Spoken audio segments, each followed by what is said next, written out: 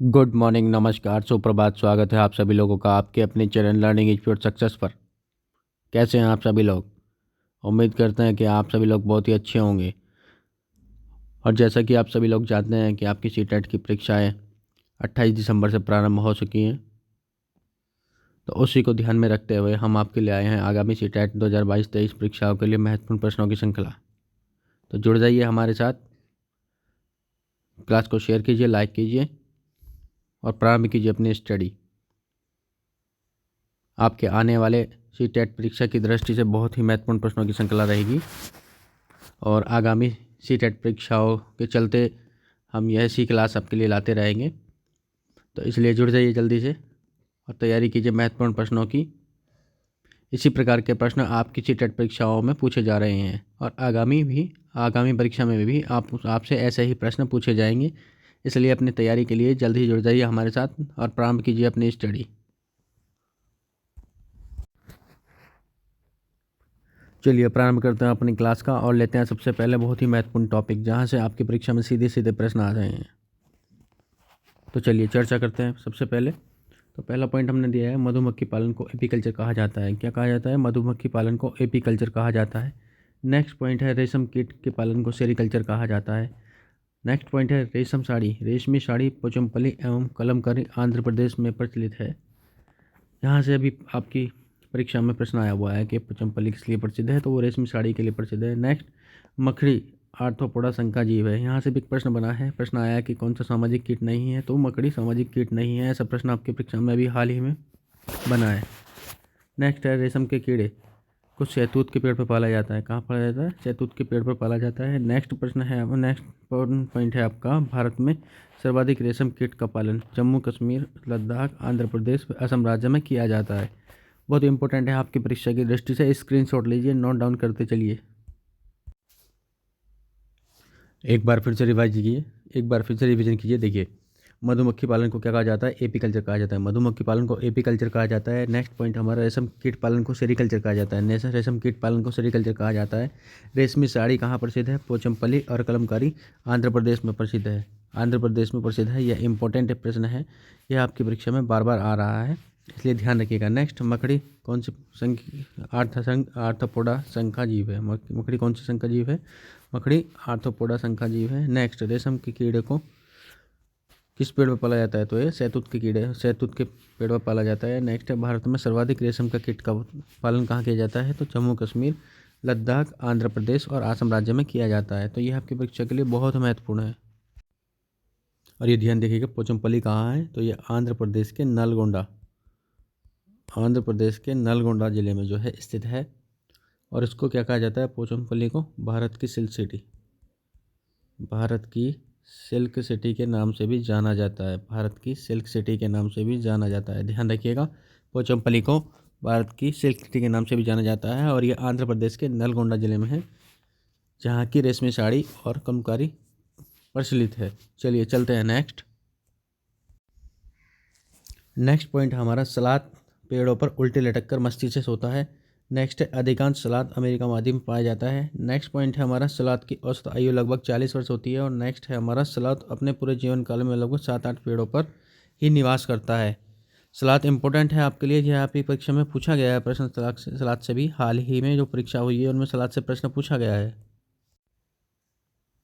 तो सलाद महत्वपूर्ण है आपकी परीक्षा के लिए। अभी हाल ही में आपसे जो है सीटेट परीक्षा में पूछा गया है कि उल्टे लटक कर कौन सा जानवर सोता है? तो स्लॉथ सोता है। कैसे? उल्टे लटक कर सोता है, मस्ती से सोता है। और कितने घंटे सोता है? 17 या 18 भी आ सकता है, तो ध्यान रखिएगा, 17 घंटे या 18 घंटे स्लॉथ जो है पेड़ों पर उल्टे लटक कर सोता है। अधिकांश स्लॉथ कहाँ पाया जाता है? तो अमेरिका महाद्वीप में पाया जाता है। ध्यान रखिएगा, अधिकांश स्लॉथ अमेरिका महाद्वीप में पाया जाता है। स्लॉथ की औसत आयु कितनी होती है? लगभग 40 वर्ष होती है। नेक्स्ट, स्लॉथ अपने पूरे जीवन काल में 7 से 8 पेड़ों पर ही घूम पाता है और यह एक बार ही पेड़ से नीचे शौच करने के लिए उतरता है, यह भी ध्यान रखिएगा। चलिए स्क्रीनशॉट लीजिए, चलते हैं नेक्स्ट इंपॉर्टेंट पॉइंट है पश्मीना बकरी। इससे भी प्रश्न आपके परीक्षा में पूछे जा रहे हैं। तो पश्मीना बकरी जो है, पश्मीना बकरी को लद्दाख केंद्र शासित प्रदेश में पाला जाता है। तो पूछा जा सकता है कि पश्मीना बकरी कहाँ पाई जाती है? तो लद्दाख में पाई जाती है, जो कि हमारा केंद्र शासित प्रदेश है। नेक्स्ट है, पश्मीना बकरी पश्मीना बकरी को चांगपा जाति के लोग पालते हैं। पश्मीना बकरी को चांगपा जाति के लोग पालते हैं। हाँ, यहाँ पे ध्यान रखिएगा, हमने आपको पीछे बताया था पोचमपल्ली गांव के बारे में हमने बताया था, और हमने बताया था ये, एक मिनट, पोचमपल्ली गांव के बारे में हमने आपको अभी पिछले पेज पे बताया था। पोचमपल्ली गांव के बारे में हमने आपको पिछली स्लाइड पर भी बताया था। तो ये ध्यान रखिएगा, पोचमपल्ली हमने आपको बताया था कि ये कहाँ है, आंध्र प्रदेश में है। पर अब ध्यान रखिएगा, जब से अलग हुए हैं तो ये कहाँ पे है, तेलंगाना में है। कहाँ पे है, तेलंगाना में है। तो ऑप्शन में आंध्र प्रदेश भी हो सकता है और तेलंगाना भी हो सकता है, या हो सकता है आंध्र प्रदेश ना दे, तेलंगाना दे दे। तो कन्फ्यूजन नहीं होना है, उसका राइट आंसर लगा देना है आपको, तेलंगाना। ये ध्यान रखिएगा। चलिए, तो पश्मीना बकरी को चांगपा जाति द्वारा पाला जाता है, और पश्मीना बकरी 5000 मीटर की ऊंचाई पर रह सकती है। पश्मीना बकरी 10 डिग्री सेंटीग्रेड तापमान पर भी रहकर जीवन यापन कर सकती है। पश्मीना बकरी के बाल मनुष्य के बाल से 6 गुना पतले होते हैं। पश्मीना बकरी के सोल या स्वेटर साधारण स्वेटर की तुलना में 6 गुना ज़्यादा गर्म होते हैं। 6 गुना ज़्यादा गर्म होते हैं। सीधे सीधे प्रश्न बनता है यहाँ से। पश्मीना के शॉल या स्वेटर बनाने में 250 घंटे लगते हैं। कितने लगते हैं, 250 घंटे लगते हैं। नेक्स्ट, पश्मीना बकरी जिस स्थान पर पाला जाता है उसे क्या कहा जाता है, लेखा कहा जाता है। नेक्स्ट, चांगपा जनजाति के घरों को क्या कहा जाता है, तो रैम्बो कहा जाता है। क्या कहा जाता है, रैम्बो कहा जाता है उनके घरों को। तो ये ध्यान रखिएगा आप, इम्पोर्टेंट है आपकी परीक्षा के लिए। चलिए एक बार और रिवाइज कर लेते हैं इसको। तो पश्मीना बकरी को लद्दाख केंद्र शासित प्रदेश में पाला जाता है। नेक्स्ट, हमारे पश्मीना बकरी को चांगपा जनजाति के लोग पालते हैं। नेक्स्ट पॉइंट है, पश्मीना बकरी 5000 मीटर की ऊंचाई पर रह सकती है। नेक्स्ट पॉइंट है, पश्मीना बकरी 10 डिग्री सेंटीग्रेड तापमान पर रहकर भी जीवन यापन कर सकती है। नेक्स्ट पॉइंट है, बकरी के जो बाल होते हैं वो मनुष्य के बाल के 6 गुना पतले होते हैं। नेक्स्ट, पश्मीना बकरी के शॉल व स्वेटर साधारण स्वेटर की तुलना में 6 गुना ज़्यादा गर्म होते हैं। नेक्स्ट, पश्मीना शॉल के स्वेटर बनाने में 250 घंटे का समय लगता है, यानी कि एक स्वेटर बनाने में 250 घंटे का समय लगता है। नेक्स्ट, पश्मीना बकरी को जिस स्थान पर पाला जाता है उसे क्या कहा जाता है, लेखा कहा जाता है। नेक्स्ट पॉइंट है, चांगपा जनजाति के लोग जिन घरों में रहते हैं उसे क्या कहा जाता है, रैम्बो कहा जाता है। तो ये आप ध्यान रखिएगा, इंपॉर्टेंट है, स्क्रीनशॉट ले सकते हैं। चलिए चलते हैं नेक्स्ट। नेक्स्ट हमारा मधुमक्खी इंपॉर्टेंट है, यहाँ से भी प्रश्न आपकी परीक्षा में बन रहे हैं। भारत में सर्वाधिक मधुमक्खी पालन कहाँ होता है, तो बिहार, झारखंड, जम्मू कश्मीर एवं हिमाचल प्रदेश में किया जाता है। यहाँ से प्रश्न बन सकता है कि भारत के किस राज्य में मधुमक्खी पालन नहीं होता, तो इनमें से तीन जो है राज्य दे देगा और एक गलत दे देगा, तो आपको ये छांटना होगा। चलिए, मधुमक्खी कैसा कीट है, एक सामाजिक कीट है। मधुमक्खी एक सामाजिक कीट है। मधुमक्खी के एक छत्ते से लगभग 12 किलोग्राम शहद, ये शहद नहीं है, शहद है, शहद। मधुमक्खी के एक छत्ते से लगभग 12 kg शहद प्राप्त होता है। मधुमक्खी पालन के लिए सर्वाधिक उपयुक्त महीना अक्टूबर से दिसंबर तक होता है। ये है, यहाँ से पूछा गया आपसे, ये पूछा गया है अभी हाल ही की परीक्षा में पूछा गया है कि मधुमक्खी पालन के लिए सर्वाधिक उपयुक्त महीना कौन सा है, तो वो अक्टूबर से दिसंबर तक होता है। ये पूछा गया है, यह मधुमक्खी पालन के लिए बहुत ही उपयोगी महीना है। तो ध्यान रखिएगा, मधुमक्खी एक सामाजिक कीट है और यह भारत के बिहार, झारखंड, जम्मू कश्मीर तथा हिमाचल प्रदेश में पाया जाता है। तो इसके पालन के लिए उपयुक्त महीना कौन सा है, अक्टूबर से दिसंबर तक है। तो ये क्या है, सामाजिक कीट है। स्क्रीनशॉट लीजिए। चलिए चलते हैं नेक्स्ट। बराबर परीक्षा में प्रश्न बन रहे हैं आपके 28-29 दिसंबर को आपका एग्ज़ाम हुआ है, उसमें लगातार प्रश्न आपसे आ रहे हैं यहाँ पे। तो चलिए स्क्रीनशॉट लीजिए। चलिए चलते हैं नेक्स्ट। स्क्रीनशॉट लीजिए। नेक्स्ट पॉइंट हमारा डॉल्फिन। यहाँ से भी प्रश्न आपकी परीक्षा में बन रहे हैं। भारत का राष्ट्रीय जलीय जीव कौन सा है, तो डॉल्फिन है। डॉल्फिन क्या है, एक जलीय स्तनधारी जीव है। नेक्स्ट, गंगा नदी में सर्वाधिक डॉल्फिन इलाहाबाद से पटना के मध्य पाई जाती हैं। नेक्स्ट है आपका, वर्ष 2009 में डॉल्फिन को राष्ट्रीय जलीय जीव घोषित किया गया, और वर्ष 2010 में डॉल्फिन को राष्ट्रीय जलीय जीव पशु घोषित करके मनाया जाने लगा। नेक्स्ट क्या है आपका, वैज्ञानिक नाम क्या है डॉल्फिन का, तो पैलेटनिस्टा गंगेटिका इसका जो है, यह इसका वैज्ञानिक नाम है। ध्यान रखिएगा, इंपॉर्टेंट है, पूछा जा सकता है। भारत का राष्ट्रीय जलीय जीव कौन सा है, तो डॉल्फिन है। डॉल्फिन एक स्तनधारी जीव है, और गंगा नदी में सर्वाधिक डॉल्फिन इलाहाबाद से पटना के मध्य पाई जाती है, और वर्ष 2009 में जो है डॉल्फिन को जो राष्ट्रीय जलीय जीव घोषित किया गया है। चलिए चलते हैं नेक्स्ट। स्क्रीनशॉट लेना चाहें स्क्रीनशॉट ले सकते हैं। नेक्स्ट हमारा ब्लू व्हेल। तो ब्लू व्हेल पृथ्वी पर पाया जाने वाला सबसे बड़ा जीव है। ब्लू व्हेल पृथ्वी पर पाई जाने वाली सबसे बड़ी जीव है। और नीली व्हेल जो है एक स्तनधारी जलीय जीव है। और ब्लू व्हेल बुरसैल प्रजाति की जीव है। और सर्वाधिक ब्लू व्हेल प्रशांत महासागर में पाई जाती है। सर्वाधिक ब्लू व्हेल कहाँ पाई जाती है? प्रशांत महासागर में पाई जाती है। तो यहाँ से सीधे सीधे आपसे प्रश्न बन सकता है कि पृथ्वी पर पाई जाने वाली सबसे बड़ी जलीय जीव कौन सी है? सबसे बड़ी जीव तो ये ब्लू व्हेल है। नेक्स्ट आपसे पूछा जाता है कि नीली व्हेल क्या है? तो ये स्तनधारी जलीय जीव है। और ब्लू व्हेल जो है एक बुरसैल प्रजाति है। क्या है? बुरसैल प्रजाति इसकी जीव है। बुरसैल प्रजाति की जीव है। इम्पोर्टेंट है, परीक्षा में आ सकता है। नेक्स्ट सर्वाधिक ब्लू व्हेल कहाँ पाई जाती है? प्रशांत महासागर में पाई जाती है। कहाँ पाई जाती है? प्रशांत महासागर में पाई जाती है। चलिए चलते हैं नेक्स्ट पॉइंट है सांप के बारे में। तो यहाँ पे देख लेना, सांप एक रेंगने वाला सरीसृप प्रजाति का जीव है। तो यहाँ से सीधे से प्रश्न पूछा जा सकता है कि सांप किस प्रजाति का जीव है? तो ये किसका है? सरीसृप प्रजाति का जीव है। सरीसृप प्रजाति का जीव है। भारत में कुल 4 प्रकार के जहरीले सांप पाए जाते हैं। नंबर 1 नाग किंग कोबरा, नंबर 2 करेत, नंबर 3 अफाई, नंबर 4 दुबई। और सांप में 2 विषैले दांत होते हैं। इनको क्या बोलते हैं? विषदंत बोलते हैं। क्या बोलते हैं? विषदंत बोलते हैं। ये परीक्षा में आया हुआ अभी है, विषदंत। नेक्स्ट नाग या किंग कोबरा एक ऐसा सांप है जो घोंसला बनाता है। इंपॉर्टेंट है। नाग या किंग कोबरा एक ऐसा सांप है जो घोंसला बनाता है। इंपॉर्टेंट है, परीक्षा में पूछा भी गया है। तो सांप एक रेंगने वाला क्या है? सांप एक रेंगने वाला सरीसृप प्रजाति का जीव है। और भारत में कितने प्रकार के? 4 प्रकार के सांप पाए जाते हैं। 4 प्रकार के सांप पाए जाते हैं। नाग, जिसको किंग कोबरा भी बोलते हैं, किंग कोबरा। दूसरा आपका करेत, अफाई और दुबई। ये 4 प्रकार के सांप जो है भारत में पाए जाते हैं। और सांप के 2 विषैले दंत होते हैं, जिनको क्या कहा जाता है? विषदंत कहा जाता है। अभी मैंने आपको बताया कैसे विषदंत कहा जाता है। सांप के दांत पूछ लीजिए कैसे होते हैं? तो सांप के दांत खोखले होते हैं जिनमें जहर भरा होता है। नेक्स्ट नाग या किंग कोबरा एक ऐसा सांप है जो घोंसला बनाता है। ध्यान रखिए, पूछा जाता है कि कौन सा सांप है जो घोंसला बनाता है। तो नाग या किंग कोबरा जो है ये एक ऐसा सांप है जो घोंसला बनाते हैं। चलिए स्क्रीनशॉट लीजिए। चलिए चलते हैं अब महत्वपूर्ण प्रश्नों की श्रृंखला को लेकर के जो कि आपकी सीटेट की परीक्षा में सीधे बन रहे हैं या बनेंगे। चलिए स्क्रीनशॉट लीजिए। चलिए चलते हैं महत्वपूर्ण श्रृंखला की ओर।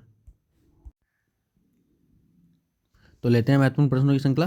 तो पहला प्रश्न है आपका, रात में जागने वाले जानवर रात में वस्तुओं के सुरंग में देखते हैं।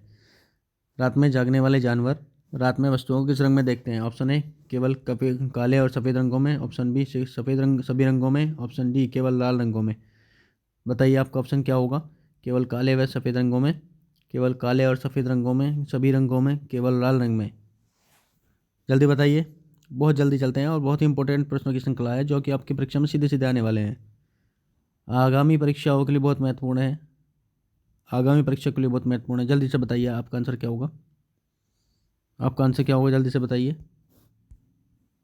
तो option number A is the right answer. केवल काले व सफ़ेद रंगों में देख सकते हैं। तो रात में जागने वाले जानवर रात में वस्तुओं के स्वरूप में देखते हैं तो काले व सफ़ेद रंगों में देखते हैं। क्या देखते हैं? काले सफ़ेद रंग में देख सकते हैं। केवल काले व सफ़ेद रंग में देख सकते हैं। इंपॉर्टेंट है परीक्षा के लिए, आपकी परीक्षा के लिए। क्या? काले व सफ़ेद रंग में देख सकते हैं। नेक्स्ट, रात में जो जानवर जागते हैं, रात में जागने वाले जानवरों को क्या कहते हैं? निशाचर कहते हैं। क्या कहते हैं? निशाचर जानवर कहते हैं। तो इनके उदाहरण देख लीजिए आप, चमगादड़, रेगिस्तानी चूहे, रेगिस्तानी सांप, उल्लू। ये रात में जागने वाले जानवर हैं। तो आपसे सीधा प्रश्न पूछ सकता है कि रात में जागने वाला जानवर निम्न में से कौन नहीं है? तो ये सभी रात में जागने वाले जानवर हैं। और ये किस रंग में देख सकते हैं सभी वस्तुओं को रात में? तो ये काले और सफ़ेद रंगों में देख सकते हैं। चलिए चलते हैं नेक्स्ट। स्क्रीनशॉट ले सकते हैं। नेक्स्ट प्रश्न हमारा, थाल का कल्प वृक्ष किसे कहा जाता है? थाल का कल्प वृक्ष किसे कहा जाता है? ऑप्शन ए खेजड़ी, ऑप्शन बी औंख, ऑप्शन सी पीपल, ऑप्शन डी गुलर। किसे कहा जाता है? जल्दी से ऑप्शन दीजिए। किसे कहा जाता है? राजस्थान का कल्प वृक्ष, इसको कल्पतरु भी बोलते हैं, कल्पतरु भी बोला जाता है इसको। तो किसको? खेजड़ी को कहा जाता है। इंपॉर्टेंट है, खेजड़ी को कहा जाता है। राजस्थान का कल्प वृक्ष किसे कहा जाता है? खेजड़ी को कहा जाता है। और इसे ही राजस्थान का गौरव, राजस्थान का राज्य वृक्ष है। ये राजस्थान का गौरव भी कहा जाता है, राजस्थान का राज्य वृक्ष है। और वर्ष 1983 में इसे राज्य वृक्ष घोषित किया गया। उसका वैज्ञानिक नाम है प्रोसेसिव सैनेड एरिया। और खिजड़ी के वृक्ष सर्वाधिक शेखावटी क्षेत्र और नागार जिलों में पाए जाते हैं। अगर जिला पूछा जाए तो नागौर बताना है आपको, जिला पूछा जाए नागौर पूछा जाता है, और क्षेत्र पूछा जाए तो आपको शेखावटी बताना है, शेखावटी जिले में पाया जाता है। तो इंपॉर्टेंट है, स्क्रीनशॉट लेना चाहे स्क्रीनशॉट ले सकते हैं, स्क्रीनशॉट लेना चाहे स्क्रीनशॉट ले सकते हैं, स्क्रीनशॉट लेना चाहे स्क्रीनशॉट ले सकते हैं। चलिए चलते हैं नेक्स्ट। इंपॉर्टेंट है आपकी परीक्षा के लिए, इंपॉर्टेंट है, इंपॉर्टेंट। चलिए नेक्स्ट प्रश्न है, लीची के फूल कब खिलते हैं। नेक्स्ट प्रश्न है, लीची के फूल कब खिलते हैं। लीची के फूल कब खिलते हैं? जनवरी में, फरवरी में, मई में और जून में। बताइए लीची के फूल कब खिलते हैं। तो लीची के फूल खिलते हैं फरवरी में, लीची के फूल फरवरी में खिलते हैं, फरवरी में खिलते हैं। और लीची का रस कौन चूसती है? मधुमक्खी चूसती है, मधुमक्खी चूसती है। इससे क्या बनता है? शहद बनता है, शहद बनता है, शहद बनता है। तो ये इंपॉर्टेंट है आपके लिए, इंपॉर्टेंट है। मधुमक्खी से अभी हाल ही में जो है सीटेट परीक्षा में प्रश्न बना है, तो यहाँ से ये प्रश्न भी बन सकता है कि लीची के फूल कब खिलते हैं। तो ये फरवरी में खिलते हैं। और अभी पूछा गया था कि लीची का जो है पालन करने का जो समय है वो कब है। तो अक्टूबर से दिसंबर में है, यह भी प्रश्न पूछा गया है परीक्षा में। चलिए चलते हैं नेक्स्ट। अगला महत्वपूर्ण प्रश्न, कक्षा में परिचर्चा के दौरान एक शिक्षक लड़कियों की तुलना में लड़कों पर अधिक ध्यान देता है, यह किसका उदाहरण है? ऑप्शन ए जेंडर पक्षपात, ऑप्शन बी जेंडर पहचान, ऑप्शन सी जेंडर समरूपता, ऑप्शन डी जेंडर संबंधितता। तो बताइए, कक्षा में परिचर्चा के दौरान एक शिक्षक पर्याय लड़की की तुलना में लड़कों पर अधिक ध्यान देता है, तो किसका उदाहरण है? जी, option number A is the right answer. Gender पक्षपात का उदाहरण है, जेंडर बेस का उदाहरण है। चलिए चलते हैं नेक्स्ट प्रश्न है, पर्याय लड़कियां गणित में कमजोर होती हैं, यह अनुसंधान आधारित अवधारणा है, लैंगिक पूर्वाग्रह आधारित अवधारणा है, सत्य अवधारणा है, उपयुक्त सभी है। जल्दी से बताइए राइट आंसर क्या होगा आपका, राइट आंसर क्या होगा? पर्याय लड़कियां गणित में कमजोर होती हैं, यह अनुसंधान आधारित धारणा है, लैंगिक पूर्वाग्रह आधारित धारणा है, यह सत्य धारणा है, यह सभी। तो option number B is the right answer, option number B is the right answer. यह लैंगिक पूर्वाग्रह आधारित धारणा है। चलिए चलते हैं नेक्स्ट प्रश्न। सारे ही प्रश्न इंपॉर्टेंट हैं, आपकी परीक्षा में हूबहू मिलेंगे, बस थोड़ा चेंज हो सकता है, बाकी हूबहू प्रश्न आपके परीक्षा में आ रहे हैं ऐसे ही। तो 4 साल के रमेश को एक गुड़िया उपहार में मिलने पर वह बोला, मैं इसका क्या करूँगा? लड़के गुड़ियों से नहीं खेलते, यह क्या दर्शाता है? ऑप्शन ए जेंडर रिलेवेंस यानी कि जेंडर प्रासंगिकता, ऑप्शन ए जेंडर डिस्क्रिमिनेशन यानी कि जेंडर पक्षपात, और नंबर सी जेंडर स्टेरियोटाइप यानी कि जेंडर रूढ़िवादिता, और option number D gender equity gender समता। तो बताइए राइट आंसर क्या होगा? 4 साल का रमेश एक गुड़िया को उपहार में मिलने पर वह बोला, मैं इसका क्या करूँगा? लड़के गुड़ियों से नहीं खेलते, यह क्या दर्शाता है? तो जेंडर प्रासंगिकता, जेंडर पक्षपात, जेंडर रूढ़िवादिता या जेंडर क्षमता। तो क्या दर्शाता है? जल्दी से बताइए राइट आंसर क्या होगा आपका? तो राइट आंसर होगा आपका option number C is the right one. Gender रूढ़िवादिता वो दर्शाता है, जेंडर रूढ़िवादिता। परीक्षा में ऐसा ही प्रश्न मिलेगा आपको, ध्यान रखिएगा। चलिए स्क्रीनशॉट लीजिए, चलते हैं नेक्स्ट पॉइंट, बच्चों में जेंडर रूढ़िवादिता एवं जेंडर भूमिका अनुरूपता को कम करने के लिए निम्नलिखित में कौन सी पद्धति प्रभावी है? इंपॉर्टेंट है, ध्यान रखिएगा, इंपॉर्टेंट है। कौन सी पद्धति प्रभावी है? ऑप्शन ए जेंडर पक्षपात के बारे में चर्चा, ऑप्शन बी जेंडर विशिष्ट भूमिकाओं को महत्व देना, ऑप्शन सी जेंडर पृथक खेल समूह बनाना, ऑप्शन नंबर डी जेंडर पृथक बैठने की व्यवस्था करना। कौन सा ऑप्शन इंपॉर्टेंट है? बताइए कौन सा ऑप्शन आपका राइट होगा?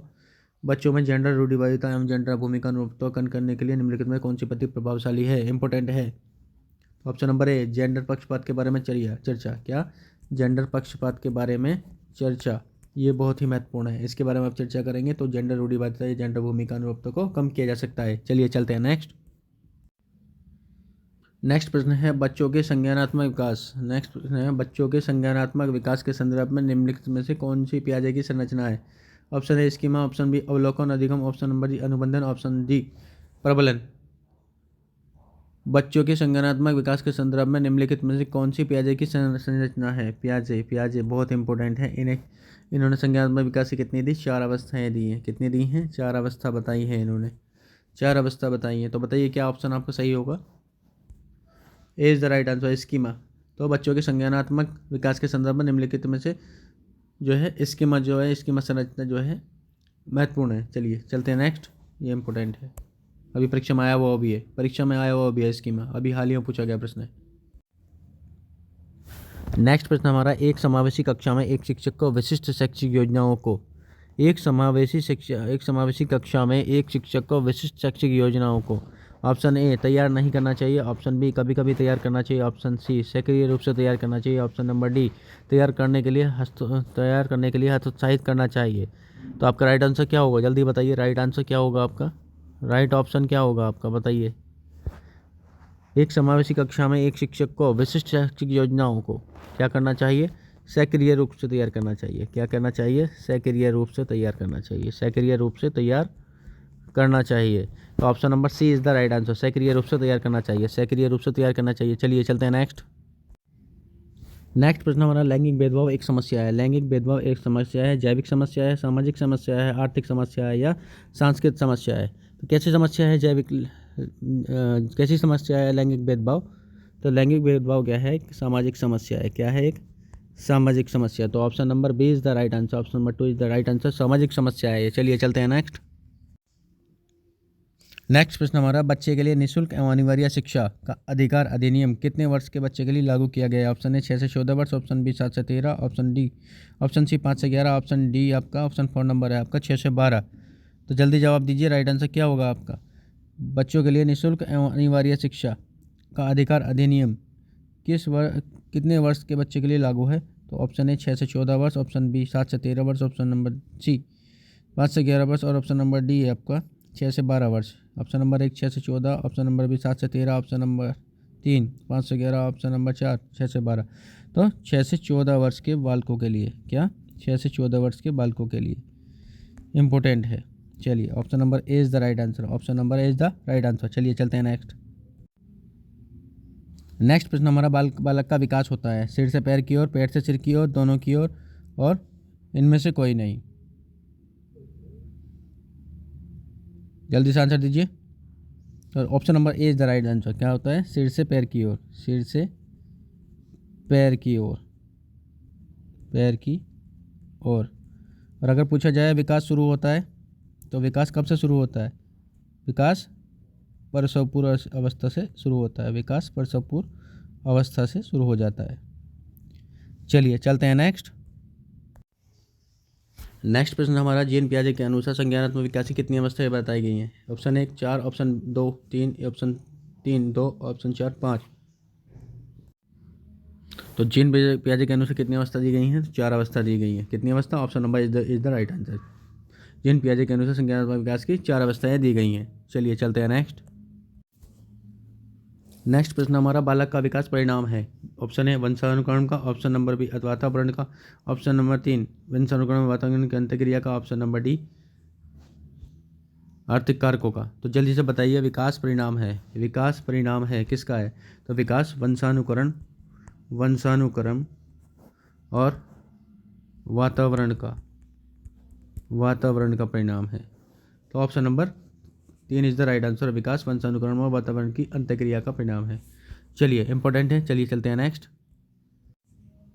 अगला महत्वपूर्ण प्रश्न है, शिक्षक का अति महत्वपूर्ण उद्देश्य है। नंबर 1 आजीविका कमाना, नंबर बी बच्चे का सर्वांगीण विकास करना, नंबर सी पढ़ना लिखना और नंबर 4 बौद्धिक विकास।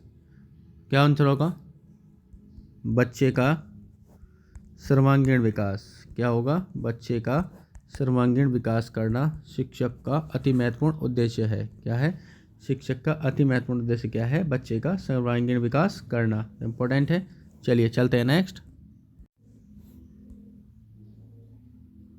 प्रश्न हमारा, लॉरेंस कोहलबर्ग किस विकास क्षेत्र के लिए, यानी कि लॉरेंस कोहलबर्ग विकास के क्षेत्र में शोध के लिए जाने जाते हैं।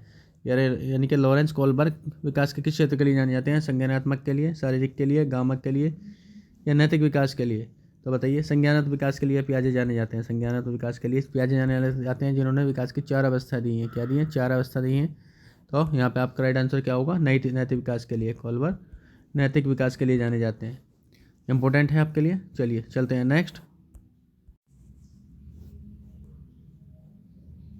नेक्स्ट प्रश्न नंबर, विकास कैसा परिवर्तन है? गुणात्मक, रचनात्मक, गणनात्मक और नकारात्मक। तो विकास कैसा परिवर्तन है? गुणात्मक परिवर्तन है। कैसा है? गुणात्मक परिवर्तन है। Option A is the right answer, गुणात्मक परिवर्तन है। कैसा है विकास? गुणात्मक परिवर्तन है। चलिए चलते हैं नेक्स्ट। नेक्स्ट प्रश्न है, राष्ट्रीय पाठ्यचर्या रूपरेखा 2005 के अनुसार अधिगम अपने स्वभाव में डैश और डैश है।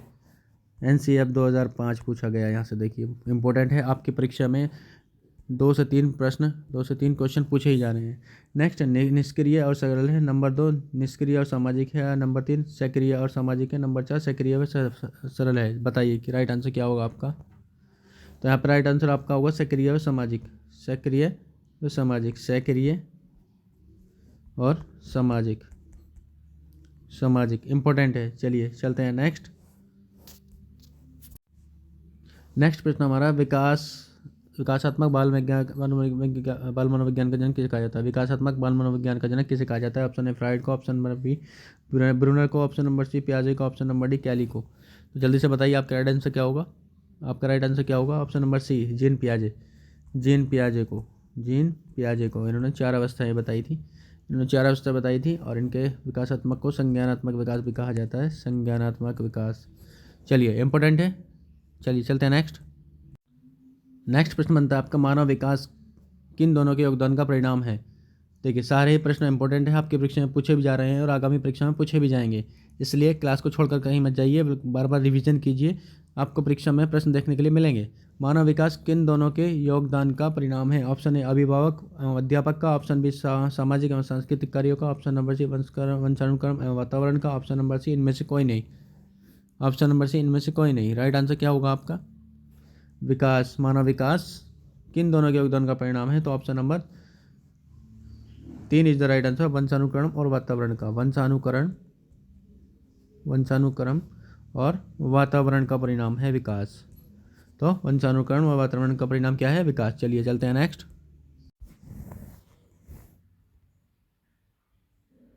प्रश्न नंबर, विकास कभी न समाप्त होने और प्रक्रिया है, यह विचार किससे संबंधित है?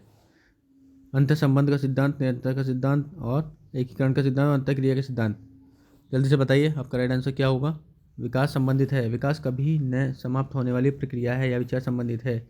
तो यह निरंतरता के सिद्धांत से संबंधित है। निरंतरता का सिद्धांत से संबंधित है। तो विकास कभी न समाप्त होने वाली प्रक्रिया है, यह विचार निरंतरता के सिद्धांत से संबंधित है। और ये हरलॉक ने दिया था। किसने दिया था? हरलॉक। चलिए चलते हैं नेक्स्ट प्रश्न है, परिपक्वता का संबंध किससे है? परिपक्वता का संबंध किससे है? नंबर 1 विकास से, नंबर बी बुद्धि से, नंबर 3 रचनात्मकता से, नंबर 4 रुचि से। तो विकास का संबंध किससे होगा? Option A is the right answer, विकास से। किससे है? विकास से।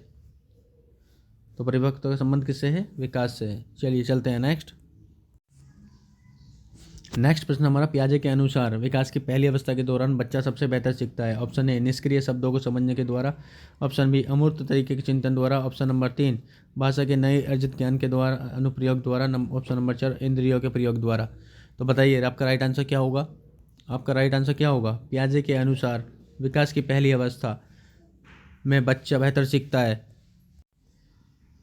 तो बताइए राइट आंसर क्या होगा? निष्क्रिय शब्दों को समझने के द्वारा, अमूर्त तरीके से चिंतन के द्वारा, भाषा के नए अर्जित ज्ञान के अनुप्रयोग द्वारा, इंद्रियों के द्वारा। तो option number 4 is the right answer, इंद्रियों के द्वारा। इंद्रियों द्वारा जो है बच्चा सबसे बेहतर सीखता है, यानी कि यह विकास की पहली अवस्था है जिसमें बच्चा इंद्रियों प्रयोग के द्वारा सीखता है, यानी कि अपने इंद्रियों के माध्यम से हर चीज़ को बताता है और सीखता है। चलिए चलते हैं नेक्स्ट प्रश्न है, बच्चों का मूल्यांकन होना चाहिए बोर्ड परीक्षा द्वारा, सतत एवं व्यापक मूल्यांकन द्वारा, ऑप्शन नंबर 3 गृह परीक्षा द्वारा, ऑप्शन नंबर 4 लिखित व मौखिक परीक्षा द्वारा। बताइए आपका राइट आंसर क्या होगा?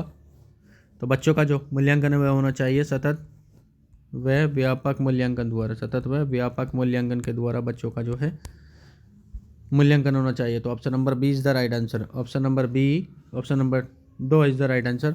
चलिए चलते हैं नेक्स्ट प्रश्न हमारा, प्राथमिक स्तर पर एक शिक्षक में निम्न में से किसे सबसे महत्वपूर्ण विशेष मानना चाहिए? प्राथमिक स्तर पर एक शिक्षक में निम्न में से किसे सबसे महत्वपूर्ण विशेषता मानना चाहिए? ऑप्शन ए पढ़ने की उत्सुकता, ऑप्शन नंबर बी धैर्य और दृढ़ता, ऑप्शन नंबर डी शैक्षिक शिक्षण पद्धतियों और विषयों के ज्ञान में दक्षता, ऑप्शन नंबर डी अति मानक भाषा में पढ़ाने में दक्षता। तो बताइए क्या होगा राइट आंसर आपका? तो प्राथमिक स्तर पर शिक्षक में सबसे महत्वपूर्ण विशेषता है पढ़ने की उत्सुकता, ये नहीं हो सकता।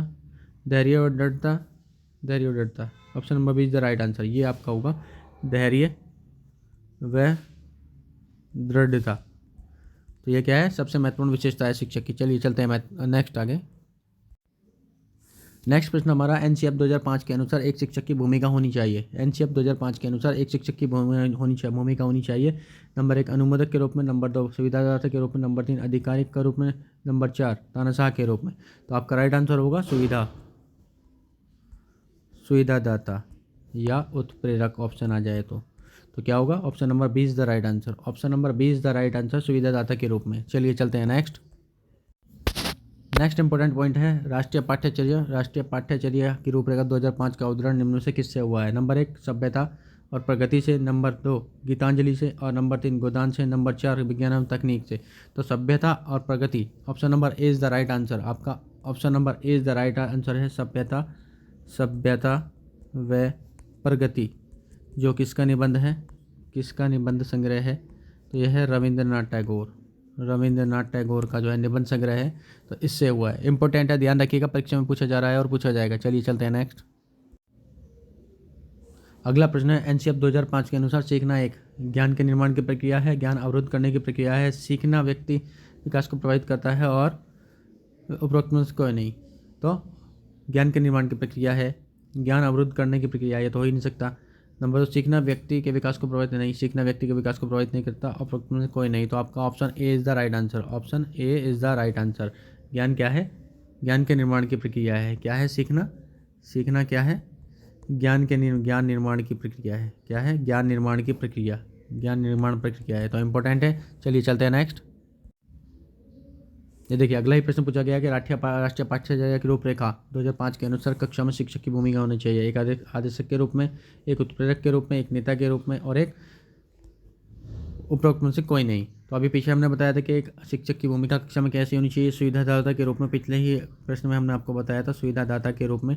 और देखिए नेक्स्ट प्रश्न आ गया है एक उत्प्रेरक के रूप में। क्या होनी चाहिए? उत्प्रेरक के रूप में होनी चाहिए। उत्प्रेरक के रूप में होनी चाहिए। तो option number B is the right answer, एक उत्प्रेरक के रूप में। तो राष्ट्रीय पाठ्यचर्या एनसीएफ 2005 के अनुसार कक्षा में शिक्षक की भूमिका एक उत्प्रेरक के रूप में होनी चाहिए। चलिए चलते हैं आगे, ये आपके लिए इंपॉर्टेंट है।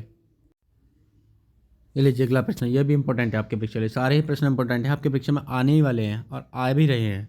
राष्ट्रीय पाठ्यचर्या की रूपरेखा 2005 के अनुसार बच्चों का आकलन का तरीका है, यानी कि राष्ट्रीय पाठ्यचर्या की रूपरेखा 2005 के अनुसार बच्चों के आकलन का तरीका है। नंबर 1 वार्षिक परीक्षाएं, नंबर 2 अर्धवार्षिक परीक्षाएं, नंबर 3 दैनिक गतिविधियाँ और नंबर 4 इनमें से कोई नहीं। तो राइट आंसर आपका क्या होगा? राइट आंसर क्या होगा? Option number 3 is the right answer, दैनिक गतिविधियाँ।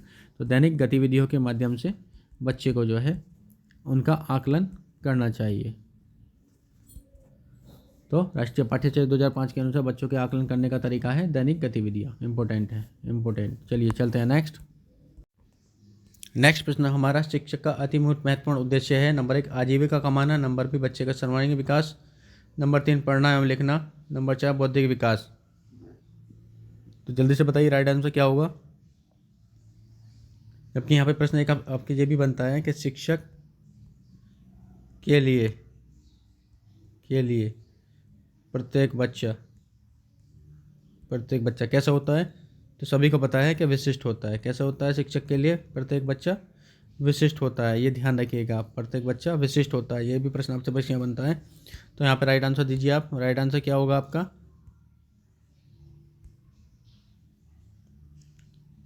राइट आंसर क्या होगा बताइए? राइट आंसर क्या होगा आपका?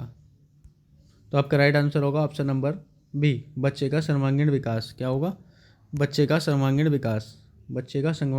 विकास। तो आपके सी टेट आगामी परीक्षाओं के लिए ये सेशन बहुत ही महत्वपूर्ण है, जो आपके लिए कंटिन्यू चलता रहेगा। तो आप सभी से निवेदन है, आप सभी लोग चैनल के साथ जुड़े रहिए, चैनल को लाइक कीजिए, शेयर कीजिए और सब्सक्राइब कीजिए। आप निश्चित ही अपनी परीक्षा में सफल होंगे।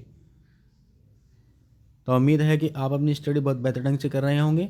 आपका एग्ज़ाम मॉडरेट आ रहा है, ज़्यादा कठिन नहीं आ रहा है, सही अच्छा पेपर आ रहा है आपका। तो आप निश्चिंत होकर के बिल्कुल ही अच्छे तरीके से तैयारी कीजिए, आप निश्चित ही सफल होंगे। इन्हीं उम्मीदों के साथ समापन करते हैं आज की क्लास का, और जल्द ही आपके सामने प्रस्तुत होंगे ऐसे ही महत्वपूर्ण प्रश्नों की श्रृंखला लेकर के, जो आपकी सीटेट परीक्षा की दृष्टि से बिल्कुल महत्वपूर्ण है और आपसे परीक्षा में पूछी ही जाएंगी। तो चलिए मिलते हैं आपसे अगली क्लास में।